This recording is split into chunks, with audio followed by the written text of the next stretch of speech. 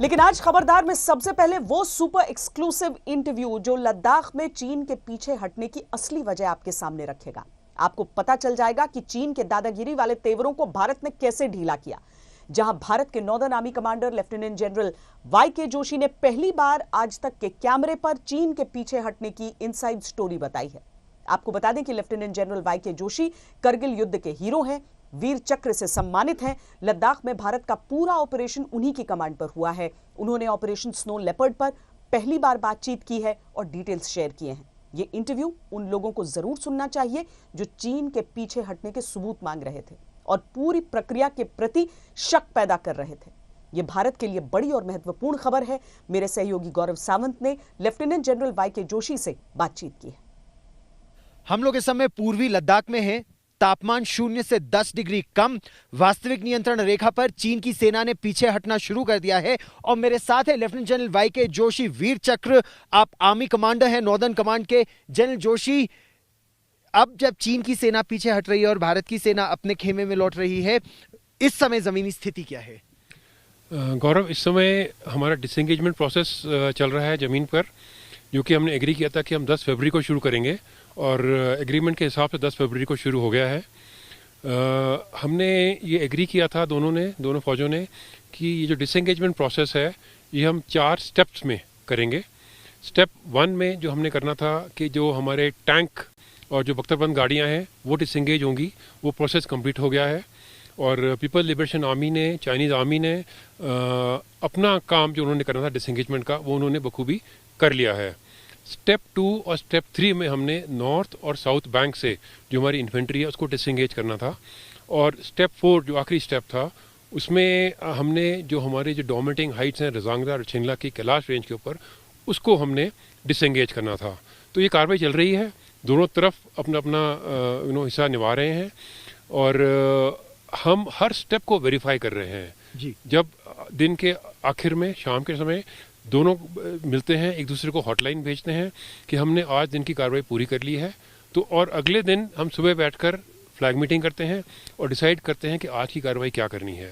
ठीक। अगर दिन के दौरान कोई ऐसी कार्रवाई है जिससे कि दोनों आर्मी सेटिस्फाइड नहीं है कि आपने ये इंफ्रास्ट्रक्चर जो आपने ये बंकर बनाया था इसको डिस्ट्रॉय नहीं किया है जो आपने करना चाहिए था, तो वो एक दूसरे को पॉइंट आउट करते हैं और फिर वो मतलब एक दूसरे को कार्रवाई करके हम आगे की कार्रवाई बढ़ाते हैं। जनरल साहब, क्रिटिसिज्म ये हो रहा है कि नॉर्थ बैंक ऑफ पेंगोंग सो अगर हम इसको एरिया वाइज ले तो हम फिंगर 3 पर सीमित हो गए हैं, जबकि हमारी क्लेम लाइन फिंगर 8 है और चीन केवल फिंगर 8 के पीछे हटा है और हमको हमारे ही इलाके में उसने पीछे हटा दिया है, ऐसा क्रिटिसिज्म हो रहा है। ये बात बिल्कुल सही नहीं है। ये एक मिस रिप्रेजेंटेशन या मिस इंटरप्रिटेशन ऑफ एग्रीमेंट है। हमें ये समझना चाहिए बिल्कुल क्लियरली कि हमारा क्लेम लाइन जो है LAC का वो फिंगर 8 के ऊपर है और जो चाइनीज़ आर्मी है वो फिंगर 4 से फिंगर 8 के बीच में जितनी थी वो पूरी फिंगर 8 के पीछे जा रही है। इस सिचुएशन के दौरान उसने फिंगर 4 और फिंगर 8 के बीच में बहुत सारा इंफ्रास्ट्रक्चर बनाया था। उसने बंकर बनाए थे, उसने हेलीपैड बनाए थे, उसने काफ़ी सारे टेंटेज थे, उसके हज़ारों में ट्रुप्स वहाँ इस इलाके में थे। वो सब कुछ वो डिस्ट्रॉय कर रहा है। पूरा जो भी लैंड फॉर्म है जो अप्रैल पिछले साल में था वापस उसको रिस्टोर कर रहा है और उसके ट्रुप्स फिंगर 8 के पीछे रहेंगे, यानी कि हमारी क्लेम लाइन से पीछे रहेंगे। दूसरा, वो फिंगर 8 के इस तरफ यानी कि जो इलाका हमारे क्लेम का है उसमें कोई भी कार्रवाई नहीं करेगा, ना कोई मिलिट्री एक्टिविटी ना कोई सिविल एक्टिविटी, कोई भी कार्रवाई नहीं करेगा। और आखिर में मैं आपको ये बताना चाहता हूँ कि उसका क्लेम लाइन फिंगर 4 तक है और वो भी अपने क्लेम लाइन तक पेट्रोलिंग नहीं करेगा। तो हमारे लिए तो ये बिल्कुल जीत की सिचुएशन है। बहुत बड़ी बात की आपने कि ये भारत के लिए जीत की सिचुएशन है, लेकिन इस जीत के लिए जो 29-30 अगस्त का आपका ऑपरेशन था ऑप स्नो लेपर्ड, जिसमें हम लोग रिजांगला, रिचिंगला, गुरुंग हिल, मगर हिल पर आ गए थे, वहां से अब हम पीछे हटेंगे as part of this disengagement. तो क्या हम बहुत ज्यादा उसको सीड कर रहे हैं अपने एरिया को, जबकि अभी तक ना गलवान सॉर्टेड है, ना हॉट स्प्रिंग सॉर्टेड है, ना डेप्सैंग सॉर्टेड है? हमने जो ये क्विड प्रो को एक्शन हमने 29 और 30 अगस्त को किया था, जिसमें हमने कि रजांगला चिन्ना की हाइट्स ऑक्यूपाई की थी और जिसमें हमने साउथ बैंक और नॉर्थ बैंक के भी कुछ इलाकों को ऑक्यूपाई किया था, वो हमने इसलिए किया था ताकि हमको जो हम उनके साथ नेगोशिएट कर रहे हैं चाइनीज़ आर्मी के साथ, उसमें हमको कुछ लीवरेज हासिल हो, और ये लीवरेज की वजह से ही वो दोबारा वापस टेबल पर आया है, हमसे नेगोशिएट कर रहा है, और इसी लीवरेज की वजह से आज ये डिसएंगेजमेंट प्रोसेस हो रही है। तो क्योंकि अब बोथ साइड ने एग्री किया है कि हमने डिसएंगेज करना है, तो दोनों साइड वापस अपने पोस्ट में जाएंगे इस इलाके में, और फिर हम आगे की कार्रवाई करेंगे बाकी इलाकों को रिजॉल्व करने के लिए। तो क्या उसके पास कोई इंसेंटिव है कि वो गलवान से या हॉट स्प्रिंग से या डेप्सांग से पीछे हटे, जब अब हम हट ही चुके हैं, क्योंकि हम उसको डोमिनेट करते थे उसके मोल्डो गैरिजन को कैलाश रेंज से, अब हम नहीं करते, तो उसके पास इंसेंटिव क्या है कि वो 48 घंटे बाद बात करेगा? इसमें गौरव इंसेंटिव की कोई बात नहीं है। हमने जो लीवरेज अपने लद्दाख रेंज के ऊपर, कैलाश रेंज के ऊपर जो हमने अपना ऑक्यूपाई किया था, उसका हमारा मुद्दा था कि हम इस इलाके में north and south bank of Pangong Tso में, रंगला छिंदला में हम स्टेटस को एंटे को हासिल करें। वो हमने कर लिया है। बाकी इलाकों में सिचुएशन इतनी वॉलेटाइल नहीं है। इसी इलाके में ट्रूप्स बिल्कुल आईबॉल टू आईबॉल बैठे हुए थे, और सिचुएशन कभी भी एस्केलेट हो सकती थी। तो हमारा मुद्दा ये था कि पहले हम इस इलाके को रिजॉल्व करें, और हमने ये भी माना है कि जैसे ही यहाँ पे इस इलाके में डिसएंगेजमेंट प्रोसेस खत्म हो जाएगा, हम 48 आवर्स के अंदर जो 10वां corps commander level flag meeting है वो करेंगे, और हम इन बाकी एरियाज को रिजॉल्व करेंगे। आप इस कार्रवाई से संतुष्ट हैं? भारत के लिए बड़ी जीत, और भारत की मिलिट्री डिप्लोमेसी के लिए क्या एक बड़ी जीत है? क्योंकि ये जो नेगोशिएशंस थे, इसमें कोर कमांडर और आर्मी के अधिकारी शामिल थे, हालांकि एमईए के भी। तो क्यों चीन माना जो पहले नहीं मान रहा था? ये जो हमने कार्रवाई की 29-30 अगस्त को, वो एक टर्निंग पॉइंट था, क्योंकि जब हमने जो लीवरेज हासिल किया, हम उसके पूरे जो उसके गैरिसन्स हैं, मोल्डो गैरिसन है, उसको हम डोमिनेट कर रहे थे, और वो फिर उसके बाद बैकफुट पे हो गया, और इसी वजह से वो दोबारा नेगोशिएटिंग टेबल के ऊपर आया।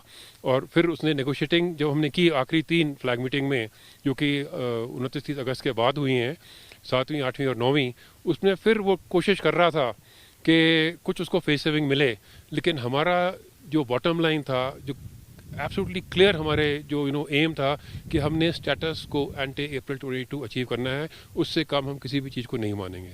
जैसे ही उसने ये यकीन कर लिया कि मतलब भारत मानने वाला नहीं है, तो फिर वो ही बैक्ड आउट, और then the disengagement process was agreed, and then we started the disengagement process. और ये संकेत बहुत क्लियर है अब कि भारत अपनी हर इंच जमीन की रक्षा करेगा, चाहे वो डेप्सांग में हो, डीबीओ में हो या डेमचौक में हो। एब्सोल्युटली, ये मैसेज उसको बिल्कुल लाउड एंड क्लियर हो गया है कि हम एलएसी के ऊपर स्टेटस को यूनिलैटरली उनको चेंज करने नहीं देंगे, स्पेशली यूजिंग ऑफ फोर्स। ये उसने हर इलाके में जो हमारी कार्रवाई थी उसको क्लियर समझ आ गया है। उसको ये भी समझ आ गया है कि जो उसने ये कार्रवाई की, वो उसका एक sort of strategic miss calculation था।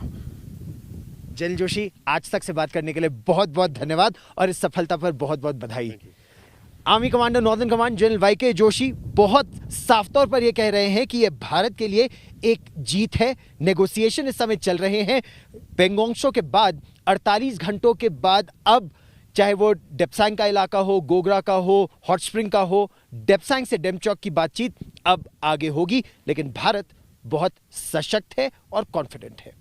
कैमरामैन कृपाल सिंह के साथ गौरव सावंत, लद्दाख आज तक। अब आपको आईटीबीपी की उन हिम वीरांगनाओं से मिलवाते हैं जो एलएसी पर तैनात हो चुकी हैं। ये वीरांगनाएं -40 डिग्री तक के तापमान पर भी डटी रहती हैं, लगातार पेट्रोलिंग करती हैं और दुश्मनों से देश की सीमाओं की रक्षा करती हैं। जो लोग महिलाओं को कमजोर समझते हैं, उनका परिचय हम भारत की इस नारी शक्ति से करवाना चाहते हैं। मेरे सहयोगी गौरव सावंत ने लद्दाख में भारत की हिम वीरांगनाओं का एक्सक्लूसिव इंटरव्यू किया। हम इस समय भारत तिब्बत सीमा पुलिस की हिम वीरांगनाओं के साथ है। ये महिला पुलिसकर्मी वास्तविक नियंत्रण रेखा पर तैनात रह चुकी हैं। इनमें ये पूरा एक प्लेटून है आईटीबीपी की महिला कर्मियों का, और ये ऑपरेशनली डिप्लॉयड हैं। आप इनसे बात करते हैं। मैम, क्या नाम है आपका और आप कहां पर डिप्लॉयड रह चुकी हैं? Sir, due to security reason हम अपना नाम नहीं बता सकते, पर हम बीओपी पे 3 महीने के लिए डिप्लॉयड रहते हैं सर। यानी इस समय जब भारत और चीन के बीच वास्तविक नियंत्रण रेखा पर ये जो आईबॉल टू आईबॉल कॉन्फ्रंटेशन था, तो उस समय क्या आईटीबीपी जो अपने बीओपीज पे थी, तो उन बीओपीज पे क्या महिला कर्मी भी तैनात थी? बिल्कुल सर, हम अपने हिमवीर के साथ कंधे से कंधे मिलाकर वहीं पर खड़े रहते सर। टेंशन था, डर था? बिल्कुल सर, थोड़ा बहुत तो रहता है, पर हमारे पास जोश बहुत था सर। ये बहुत अच्छी बात है, जोश बहुत था। और आप तो मुस्कुरा भी रही हैं मैम। आप भी क्या बीओपीज पे एलएसी पर तैनात रह चुकी हैं? जी जी सर, बिल्कुल सर। और कितने पीरियड के लिए आप तैनात रह चुके हैं? सर वहाँ पे हम 3 मंथ्स के लिए होते हैं सर। उसके बाद हम अपने रोटेशन फिर वहाँ से फिर नीचे आ जाते हैं सर। फिर छुट्टी भी जाना पड़ता है, हेल्थ प्रॉब्लम भी होता है सर किसी किसी का। फिर वहाँ से फिर एक्स्ट्रा मतलब रोटेशन के वाइज वहाँ फिर ड्यूटी के लिए जाते हैं सर आफ्टर 3 मंथ। तो बीओपी पे आपका टास्क क्या, जिसको बॉर्डर आउटपोस्ट कहते हैं, बीओपी पे आपका टास्क क्या रहता है? सर बीओपी पे हम पेट्रोलिंग जाता है सर। और सर जवानों के साथ जो हमारा हिमवीर जो ड्यूटी करते हैं वो हम भी करते हैं सर, साथ साथ शोल्डर टू शोल्डर साथ करके। तो फिर वही ड्यूटी है सर जो सर हमारा जवान करते हैं सर वो हम भी करते हैं। इसमें कुछ महिला या ये हम नहीं कर सकता, ऐसा कुछ नहीं होता है सर। ये तो बहुत अच्छी बात है। मैम आपसे बात कर सकते हैं? आपसे ये जानना चाहूंगा कि आपकी ट्रेनिंग किस तरह की रहती है इस डिप्लॉयमेंट के लिए? हमारी ट्रेनिंग बहुत टफ होती है क्योंकि हमें बहुत हाई एल्टीट्यूड पे रहना पड़ता है। फिजिकल फिटनेस बहुत इंपॉर्टेंट है क्योंकि वहाँ पर सर्वाइव करना बहुत मुश्किल है। अगर आप फिजिकली फिट नहीं और आपकी ट्रेनिंग अच्छी नहीं है तो आप वहाँ सर्वाइव ही नहीं कर पाएंगे। आप मैक्सिमम किस ऑल्टीट्यूड तक डिप्लॉयड रह चुकी है मैम? 15,000 हाइट एल्टीट्यूड में ड्यूटी किया था सर। आपने ड्यूटी किया है 15,000 पे 3 महीने के लिए। कोई प्रॉब्लम रही? प्रॉब्लम तो हम लद्दाख की है सर, इसीलिए प्रॉब्लम नहीं रहता है सर। अरे वाह, तो हाँ सर। मतलब आप तो डॉटर ऑफ द सॉइल है, मतलब यहीं की भूमि पुत्री हैं आप यहाँ की। हाँ सर। और 3 महीने आप भी डिप्लॉयड हाँ रही। Sir deploy. मैम आपको कोई प्रॉब्लम, आप कहाँ की हैं और आप किस पोस्ट पे थी? हम उत्तराखंड से हैं और हम जहाँ पे सारे हमारी पोस्ट हैं, जवान डिप्लॉयमेंट है, वहाँ पे हम कोई प्रॉब्लम नहीं रही? No sir. ये तो बहुत अच्छी बात है। चलिए फ्रंट रो से पीछे की तरफ भी चलते हैं। आपके इंस्पेक्टर ट्रेनिंग इस समय हमारे साथ है, इंस्पेक्टर जोगिंदर सिंह।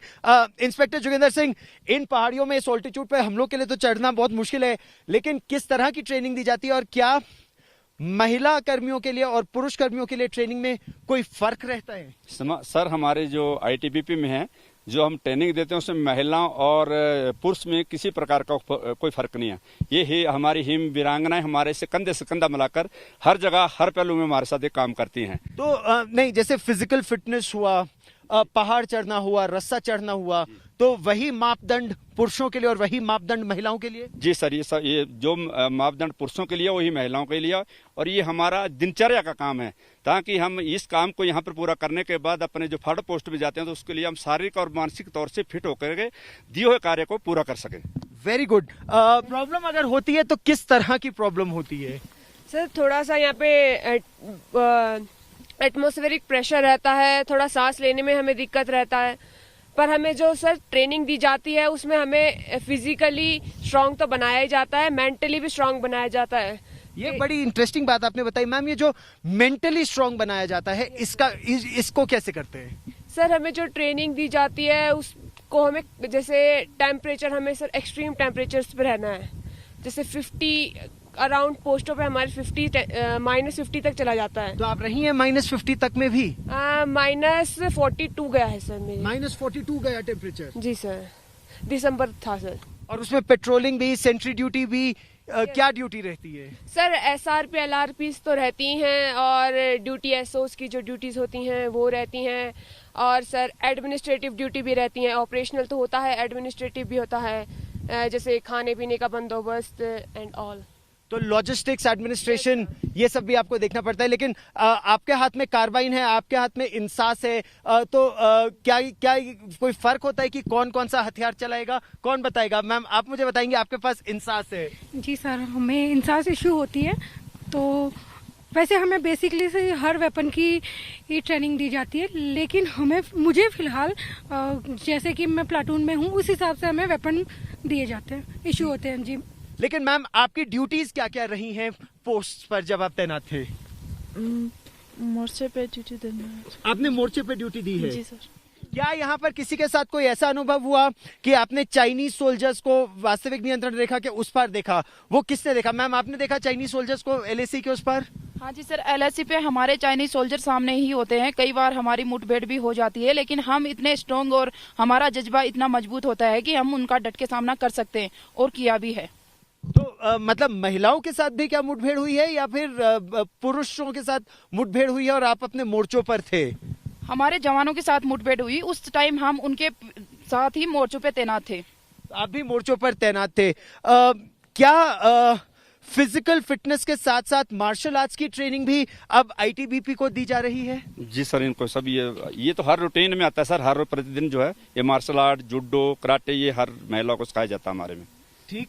और अब उम्मीद यही की जा रही है कि वास्तविक नियंत्रण रेखा पर तनाव कम हो, डिसएंगेजमेंट हो। लेकिन एक जो बहुत अच्छी बात है वो ये है कि महिला पुलिसकर्मी भी पुरुषों के साथ कंधे से कंधा मिलाकर बीओपीज पर तैनात होती हैं। उनका भी वही दिनचर्या, वही रोटेशन, वही ड्यूटीज रहती हैं। हार्श क्लाइमेट में भी, मतलब आप ये सोचिए -40 डिग्री तक तापमान जाता है, 15,000 फीट की ऊंचाई पर भी ये तैनात रहती हैं। और ये एक इंस्पिरेशन है औरों के लिए कि इस क्षेत्र को, इस भूमि की रक्षा हर भारतवासी के लिए कितनी आवश्यक है, चाहे वो पुरुष हो या महिला। कैमरामैन कृपाल सिंह के साथ गौरव सावंत, लेह आज तक।